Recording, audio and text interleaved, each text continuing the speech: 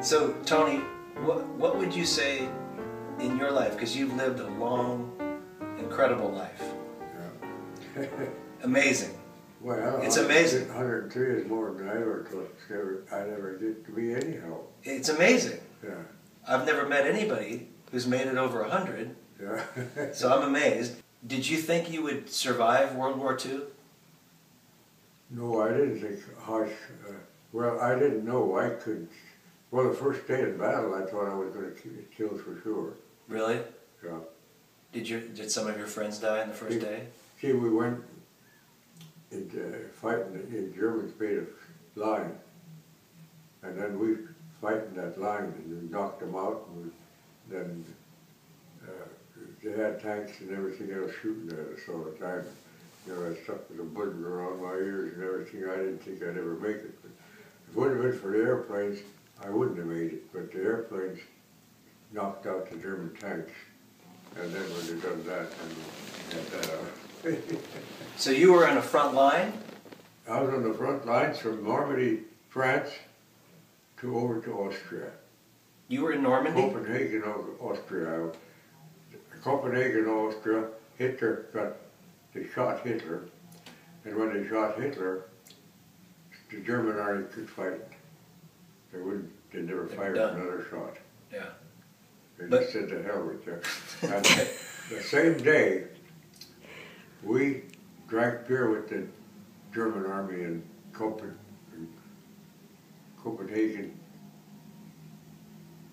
Germany. Same day? Yeah, same day. The day they killed Hitler, you had drinks with the German army? Yeah, the German army quit fighting.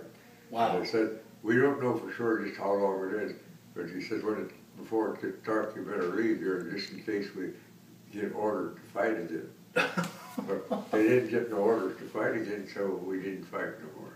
Oh my gosh. Yeah. That's incredible. So were you a part of Normandy as well? You were at Normandy? Yeah, I was at Normandy. Yeah. What do you remember about that? Well, they didn't have no ports. You see, the ports was all knocked out. Yeah. So, I guess about maybe quarter of a mile or something like that, they parked the ship out there and then took us on the amphibians and loaded us on amphibians, and then we went up to the bank and jumped off at the bank and went up to Normandy. Do you feel lucky to have made it through all that? Well, I don't know how it's come I didn't make it, I don't know. It's just... I don't know either. Yeah, I think God protected me. Yeah. Yeah. That's amazing. I had one bullet go through my hair. You did? Yeah, right in the back of the truck that I was driving, on the seat about this far from my back. A bullet went right through both cushions of the truck and went about this far from my back and come out on the other side. If it had been a little bit harder against it, or if they shot just another 2 inches over, my back would have been cut in two. Jeez, so if you'd have been leaning back. So I see how I was just time and time again, the bullets was going around me just like, they had tracer bullets, and you could see them in German machine guns when they shot. You couldn't see them coming, but you could, when they went past you, after they went past you, then you could see the tracers. And boy, a lot of times I've seen tracers go by me just far away from me. Yeah. So you survived World War II, and then you got married. Yeah, yeah. When I come home, yeah. When you came home, and you met Becky's mother. Yeah. That's her on that picture. That's her. She's up there. Yeah. And then you were married for 50 years. Yeah. I was married for 50 years.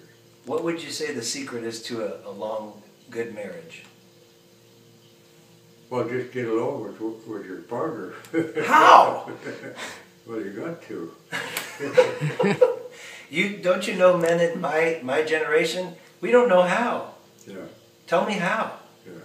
What did you do? How did you get along for 50 years? Well, you just gotta love them like you love yourself. That's what you gotta do. That's good advice. Yeah. That's good advice.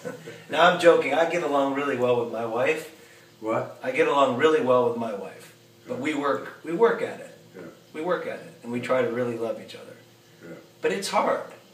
Wouldn't you say it's sometimes difficult times? Sometimes it is. Yeah, yeah. What was the toughest time in your marriage, do you think? The hardest time to work through, love each other? Oh, we try to find a way. Was it Becky? No. She's a blessing. Do you know Becky is a really, really sweet, wonderful person? You know that, right? What? You know Becky is a really, really special person? Yeah. Yeah. Yeah, she is. But that says a lot about you because you raised her. She's a really good person. Yeah. Yeah, that's the way it was. I don't know. What do you think? Do you think there's anything special that you've done in your life to create a life where you've been able to live to 103? to keep you healthy? Well, the doctor said the reason I was so old, I used to be a workaholic. Yeah, yeah. And I've done all kinds of jobs and all kinds of work. Yeah. And he said that all the parts of your body got tough. And that's the reason you got so old. Because you worked hard. Because I worked hard. It said everything got tough. Including your mind. Yeah. Right? Yeah. Made you sharp. Yeah, because that's the main thing. You're still very sharp. Yeah. Well, they say that, the doctor says, my mind is just as good as it ever was. That's amazing. That's the most important thing. He says, I remember everything that you asked me a question, I can remember putting it everything that you asked me about. Can I test your memory for a moment? So I'm wondering, what's your fondest childhood memory? Huh? What's your best childhood memory? Well, And what year was it? Do you know the year? I remember before I could walk. You do? Yeah. I was in the cradle, and Ida Weiser was her name. She picked me up out of the cradle, I couldn't walk, and took me upstairs and showed me the different things that was in the yard. She showed me the pig barn, that's where the pigs live, and there where the pig cows live and all, and there's a water tank, and there's a water tank where you drink out of. I remember almost everything she said to me all the time. She took me up to that window every once in a while, carried me upstairs, and took me out there and showed me those things and told me what there was. And I wasn't even able to walk yet. So do you think that was about 1915 or 1916? What year do you think that was? When I was in the cradle? Yeah. Well, see, I was born in 1909. You were born in 1909? And it probably was 1910. 1910. Yeah. Wow. That's, I don't remember anything before I could walk. I know, that's what everybody says, but I remember that. That's amazing. Now, after World War II, when you met your wife, was it love at first sight? Oh, that's kind of a long story. It's a long story? Yeah. What happened? How did you meet? Well, that was a miracle. A miracle? Yeah. I want to hear miracle stories. You do? Yeah.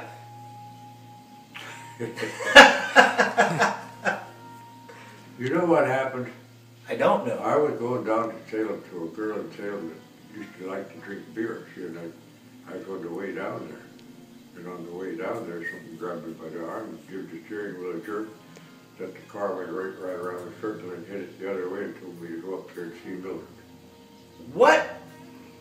That's the honest to God fact. So you were driving one way, Yeah.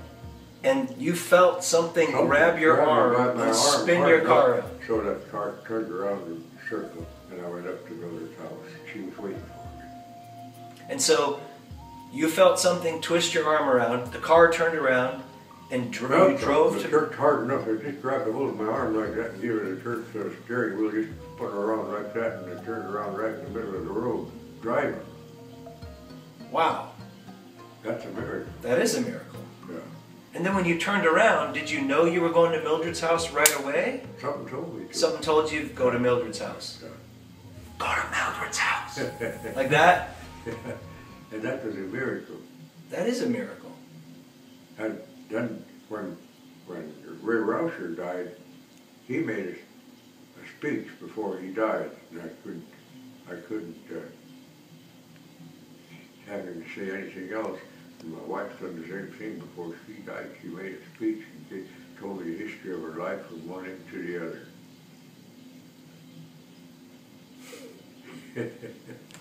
And then Ray Rauscher, when he made that speech, he was telling me all kinds of things what Mildred did. Now who's Ray? Who's Ray? See, Ray Rauscher was her brother's boy.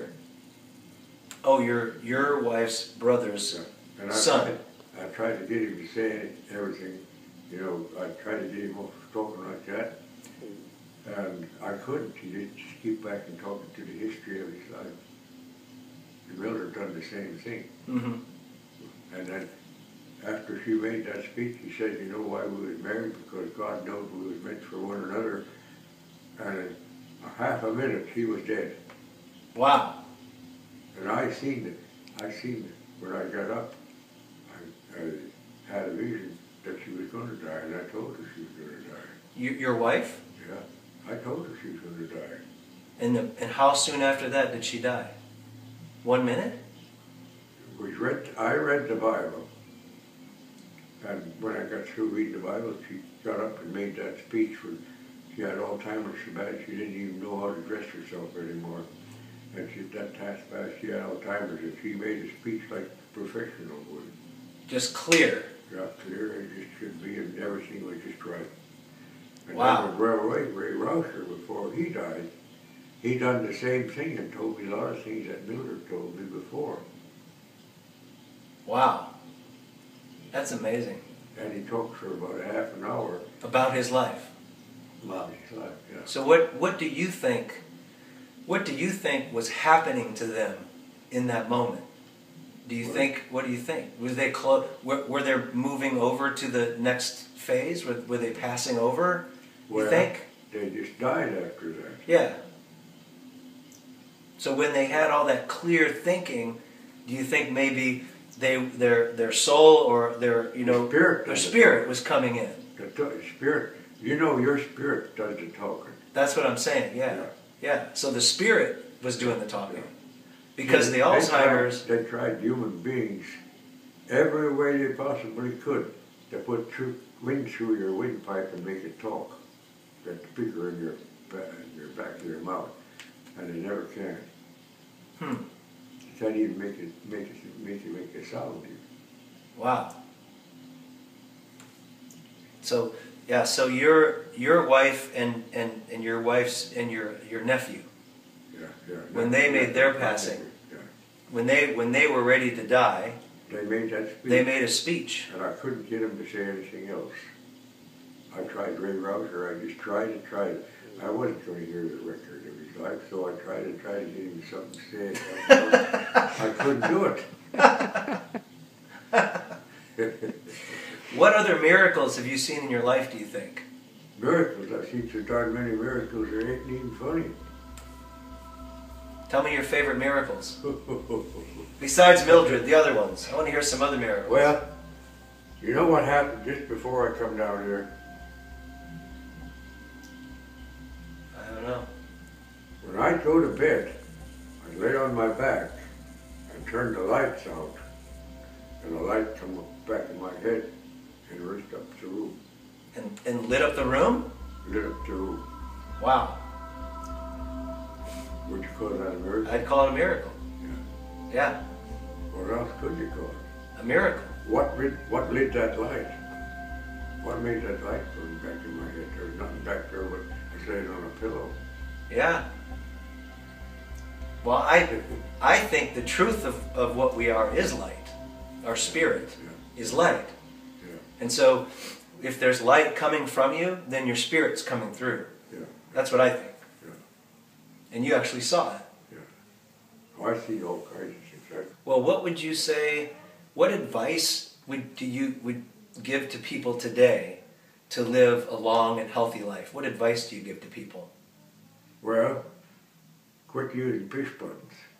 Quit using push buttons? Work. Like God Get off the told couch. You, by the sweat of thy brow thou shalt earn thy daily bread. Yeah. See, that's what God said to do. We need to move our body and get out into nature. By the sweat of thy brow, thou shalt earn thy daily bread. Yeah.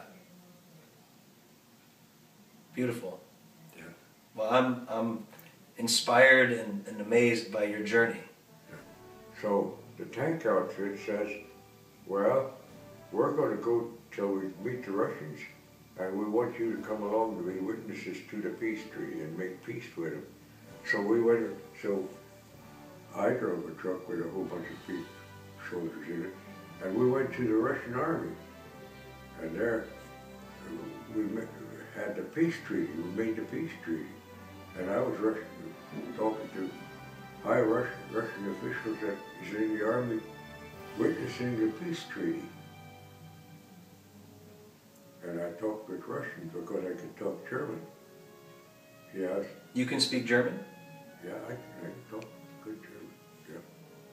I kann gut Deutsch sprechen. Ah! Yeah. So you're trilingual, right? What? Trilingual? English, German, and Austrian? You speak all three? Yeah, 3 languages. Any more? What? Any more languages? Just those 3? Well, I know, I started learning French a little bit, but I forgot most of that. Okay. Well, we'll get you a tutor. We'll bring a French tutor in here so you can start learning French.